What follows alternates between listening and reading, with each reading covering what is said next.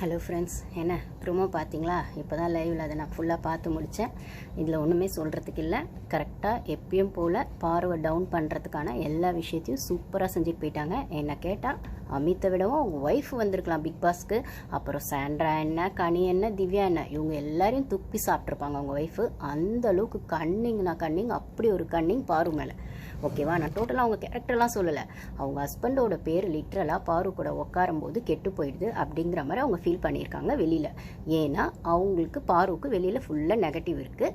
அதே மாதிரி பாருக்கான சப்போர்ட்டும் இல்லை. எங்கே அவங்க கூட உட்காந்து ஹஸ்பண்டுக்கு பேர் கெட்டு போயிருமோ, ஹஸ்பண்டுக்கு வந்து நெகட்டிவ் ஆயிருமோ. அதே மாதிரி வந்து இதில் இன்னொரு முக்கியமான விஷயம் என்னென்னா, அவங்க சபரி கூடவே தான் சுற்றிக்கிட்டு இருந்தாங்க. வந்ததுலேருந்து லைவ் பார்த்தவங்களுக்கு தெரியும்.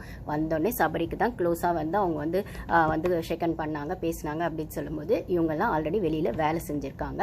அதுக்கப்புறம் இவங்க லைவ்லையுமே சொன்னாங்க, இது 1 ஹவரில் காட்டுவாங்கன்னு தெரில, சபரி கூட வேலை செஞ்சுருக்காங்க. அதனால் இவங்க என்ன சொன்னாங்கன்னா, ஒரே வார்த்தையில் சொல்லணும்னா, அந்த கனி குரூப்புக்கும் சபரிக்கும் விக்ரமுக்கும் ஹோஸ்ட் எப்படி ஜால்ரா போடுறாரோ அதே மாதிரி புருஷனையும் ஜால்ரா போட சொல்லி இன்டெரக்டாக சொல்லிட்டு போகிறாங்க.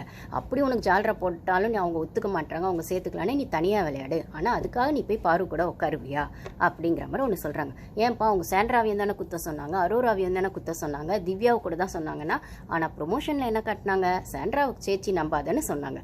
ஓகேவா? ஏன்னா அந்த சாண்ட்ராவும் போன வாரம் கனியை எதிர்த்துட்டு தான் உட்காந்துருந்தாங்க. அவங்க கனியை நாமினேட் பண்ணலையே தவிர, ஆனால் உள்ளுக்குள்ளே கனி மேலே தான் கோவம் இருந்தது. அதுக்கப்புறம் வேற யார், அரோராவையும் வந்துட்டு அவங்க வந்து பெருசாக வந்துட்டு அரோரா வந்து அந்த கனி குரூப்பில் இருக்காங்க.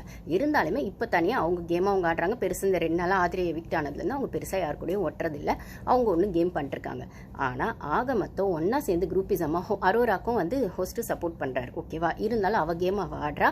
அவள் வந்து வீக்கெண்டில் என்ன, அவளை பற்றி தப்பாக ஒரு வார்த்தை பேசலை. ஆனால் அவள் கேம் வந்து வீக்கெண்டில் என்ன பண்ணணும், இல்லை வெளியில் என்ன பண்ணணும், அதாவது வீக் டேஸில் என்ன பண்ணணுங்கிறத அவள் தனியாக தெளிவாக எடுத்து வைக்கிறா. அப்படி ஒரு கேம் ஆடுறா. சேச்சியை நம்பாத அப்படின்னு சொன்னது ப்ரோமோவில் பார்த்துருப்பீங்க. அப்போ பாரு என்ன, பாருவும் பின்னாடி பேசுகிறாளா அப்படின்னு ஒரு கேள்வி வந்திருக்கும் ப்ரோமோவில். அதோடு தான் ஸ்டாப் பண்ணியிருப்பாங்க. பாரு பின்னாடி பேசலை, ஆனால் வந்து அவள் கேம்காக அவள் என்ன வேணால் செய்வா அப்படிங்கிற வார்த்தைக்குள்ளே 1000 அர்த்தம் இருந்தது. ஸோ இந்த அரோரா சொல்லுவாள், she throw them under the bus, அவளுக்காக என்ன வேணால் பண்ணுவான்னு ஒரு இடத்துல அரோரா சொல்லியிருப்பாள். அதையே தான் இவங்க மாடுலேஷனில் இவங்க சொன்னாங்க அப்படின்னு சொல்லும்போது, ஏமா அவங்கவுங்க கேம்காக தானே அவங்கவுங்க நிற்பாங்க. இப்போ கனி கூடவும் சபரி கூடவும் உட்காந்து பேசினா மட்டும் உன் புருஷனுக்கு கப்பை தூக்கி கொடுத்துட்டு அவங்க வெறும் கையோட போவாங்க. கனியும் சபரியும் நான் கேட்குறேன், எனக்கு புரியல. பிரஜன் எப்படி வந்து முட்டு கொடுத்து கனி கூட சேரு, சபரி கூட சேரு, நீ ஏன் தனியாக உட்காந்துருக்க அப்படின்னு சொல்கிற பட்சத்தில் இவங்க என்ன சொன்னாங்கன்னா, நீ தனியாக கூட உட்காரு, ஆனால் பாரு கூட சேராது அப்படின்னாங்க. மொத்தத்தில் 2த்துக்கும் பெரிய வித்தியாசம் இல்லை. ஹோஸ்ட் வந்து ஹிண்ட் நிறைய கொடுக்குறாராமா வீக்கெண்டில்.